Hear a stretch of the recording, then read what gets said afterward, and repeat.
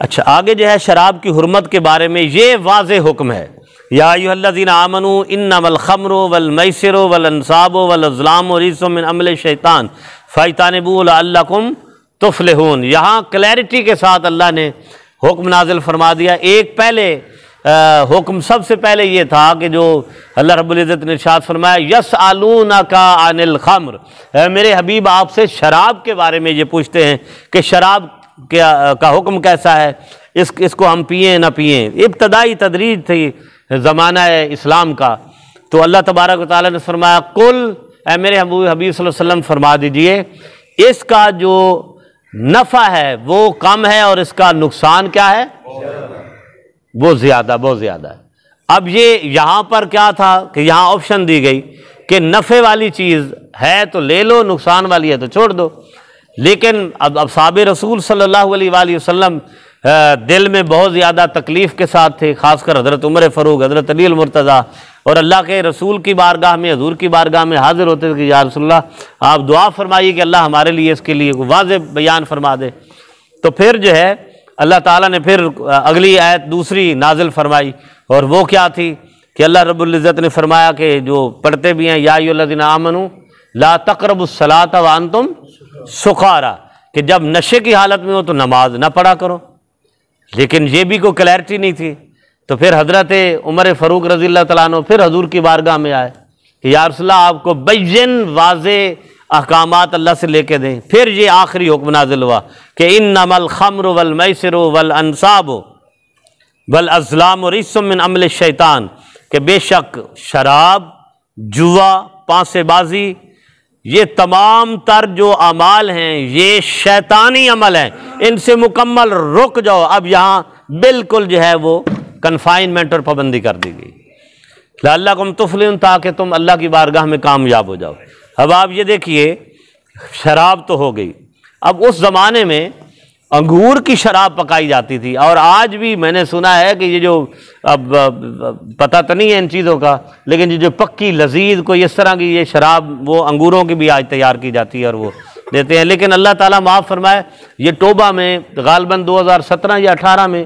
واقعہ ہوا تھا، جو کچی کو اس طرح کی شراب پی اور پتہ نہیں 70-80 بندہ مر گیا تھا، یہ اس طرح کے معاملات ہوتے ہیں۔ تو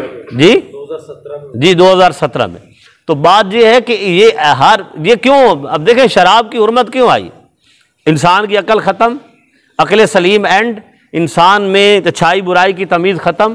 اللہ تعالیٰ معاف فرمائے، اور انسان ایک شراب کی پینے کی وجہ سے کتنے گناہ کر بیٹھتا ہے اور کتنی ذلت کی زندگی میں چلا جاتا ہے۔ پھر آگے جوا فرمایا، والمیسر، جوا، ہر وہ کھیل، ہر وہ گیم جس پر جوا لگائیں گے، یہاں تک کہ یہ جو بچے کرکٹ کھیلتے ہیں نا، ایک چھوٹی سی بات میں عام بتا رہا ہوں، یا وہ کیا کہتے ہیں، یہ وہ لڈو کہتے ہیں، اور وہ یہ کیرم بورڈ، یا چھوٹی موٹی آپ وہ جو پنجابی میں ایک اڈا کھڈی گیم ہوتی تھی، یا کوئی بھی گیم، دیکھیں اسلام میں کوئی گیم حرام نہیں ہے، کوئی کھیل حرام نہیں ہے، لیکن جب اس پر شرط لگائی جائے گی وہ جوے میں شامل ہو جائے گی اور وہ حرام ہو جائے گی۔ اور دوسری بات، ہر وہ کھیل جو اللہ کی عبادت سے دور کر دے، انسان کو بالکل غفلت میں شکار کر دے، وہ بھی حرام ہو گیا، کہ جس سے پتہ ہی نہ ہو کہ نمازوں کا وقت بھی جا رہا ہے اور اللہ کی یاد سے بھی بندہ جو ہے وہ بالکل غافل ہو رہا ہے، تو ایسی گیم، ایسا کھیل بھی حرام میں چلا جائے گا۔ اور والانصاب کیا ہوتا تھا کہ وہ جو اہل مکہ تھے، کافر لوگ تھے، وہ ایسا کرتے تھے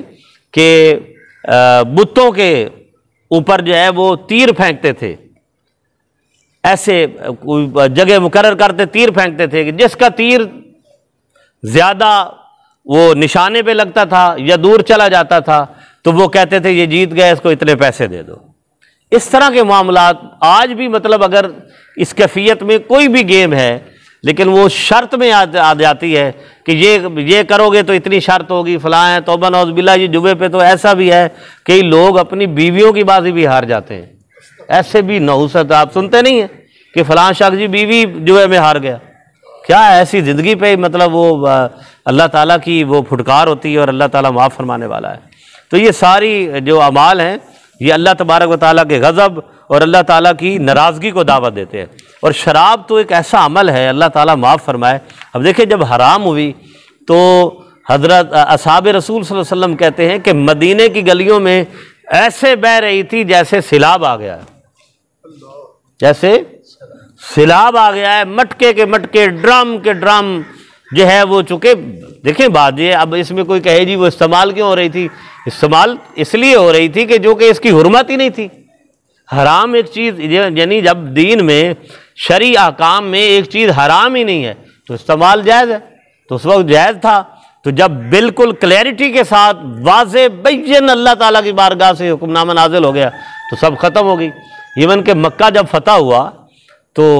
ایک صحابی رسول دور رہتے تھے، ان کو پتہ ہی نہیں تھا کہ شراب کی حرمت نازل ہوئی ہے کہ نہیں۔ وہ حضور علیہ الصلوۃ والسلام کی بارگاہ میں، چونکہ مکہ فتح ہوا تو خوشی کے لیے، فتح یابی میں خوشی کے لیے ایک شراب کا مٹکا حضور کی بارگاہ میں لے آئے۔ وہ دور دراز تھی، جیسے عرابی ایسے ہوتے تھے جو آئے، ایک دفعہ آئے اور پھر چلے گئے، ان تک احکامات ہی نہیں پہنچتے تھے۔ جب حضور کی بارگاہ میں وہ مٹکا دیا تو آقا صلی اللہ علیہ وسلم نے فرمایا کہ تمہیں نہیں پتا کہ شراب حرام ہوگی یا نہیں؟ یا رسول اللہ مجھے تو نہیں پتا۔ تو آقا علیہ السلام نے فرمایا شراب حرام ہو چکی ہے، لے جاؤ اسے۔ اس کے ساتھ اس کا بیٹا تھا، صحابی رسول کے ساتھ، تو اپنے بیٹے کو کہا کہ یہ شراب کا مٹکا لے لو اور بازار میں جا کے بیچ آؤ۔ تو آقا علیہ السلام نے فرمایا اس کا صرف پینا ہی حرام نہیں بلکہ ہر ایک چیز حرام کر دی گئی ہے، نہ یہ بنا سکتے ہیں نہ بیچ سکتے ہیں، بلکہ یہ حضرت عبداللہ ابن عمر رضی اللہ تعالیٰ عنہ سے یہ حدیث مروی، آقا علیہ السلام نے فرمایا کہ اللہ تعالیٰ نے 10 مطلقات شراب پر لعنت فرمائی ہے، یعنی جو چیزیں 10 چیزیں شراب سے متعلق ہیں ان پر اللہ تعالیٰ نے لعنت فرما دی۔ ان میں کیا ہے؟ سب سے پہلے خود شراب پہ اللہ نے لعنت فرما دی، اس کے بعد جو ہے شرابی پہ یعنی پینے والے پہ لعنت فرما دی، پلانے والے پہ لعنت، بیچنے والے پہ لعنت، خریدنے والے پہ لعنت، شراب بنانے والے کشیدہ کاری کرنے والے پہ لعنت، شراب بنانے والے پہ لعنت،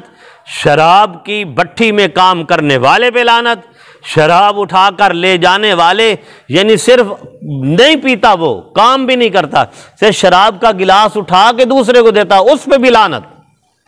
اور جس کی طرف لے جا رہا ہو اس پر بھی، اور شراب کی قیمت کھانے والے، ان سب پر حضور علیہ السلام نے لعنت فرمائی ہے۔ اب آپ یہ دیکھ لیں، اور اگلی حدیث میرے سامنے ہے، آقا علیہ السلام نے فرمایا اللہ تبارک و تعالیٰ 3 لوگوں کو اپنی رحمت کا بروز حشر اپنے عرش کا سایہ نہیں دے گا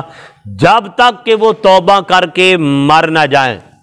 اور اگر اسی حالت میں مر گئے تو ان کو اللہ اپنی رحمت سے جو ہے وہ بالکل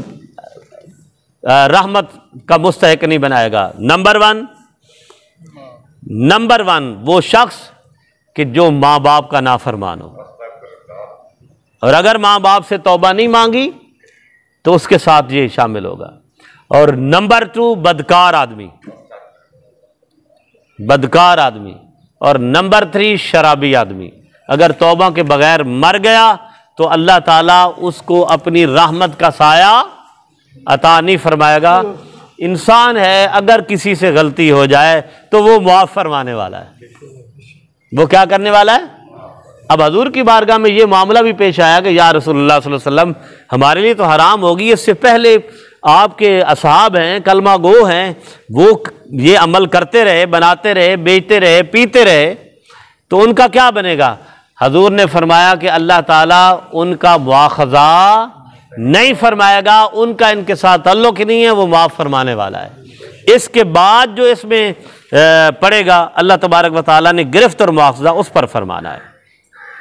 اللہ اکبر۔ اب یہ دیکھ لیں کہ یہ شراب کی بہت زیادہ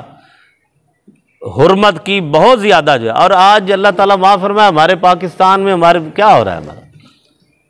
سر، ہمارے ہاں تو یہ پانی کی طرح پی جا رہی ہے، لیکن بات یہ ہے کہ اگر قبر یاد ہے تو پھر اللہ تعالیٰ محفوظ رکھتا ہے۔ آخرت جس کو کہ دل میں یہ بات آ جائے، دیکھیں نا، کوئی ایسا ہے جو زندگی دنیا میں رہا ہو، ہر ایک نے جانا ہے، جب پتا ہے کہ مٹی کے نیچے اکیلے ہی ہونا ہے اور اللہ کی بارگاہ میں حاضر ہونا ہے، رب ذوالجلال کی بارگاہ میں کھڑے ہونا ہے،